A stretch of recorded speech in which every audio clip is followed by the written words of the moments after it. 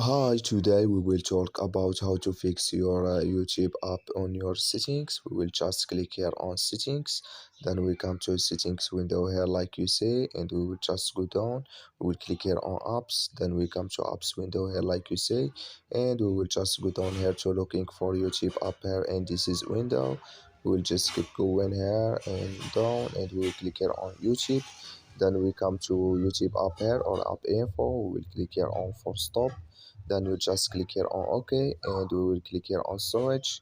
Then you come here to storage window, you click here on clear cache, then you will click here on clear data, and you just turn off your phone and turn on it, and it's going to work with you. So you just follow this is way, and it's going to work with you. Thank you for your watching.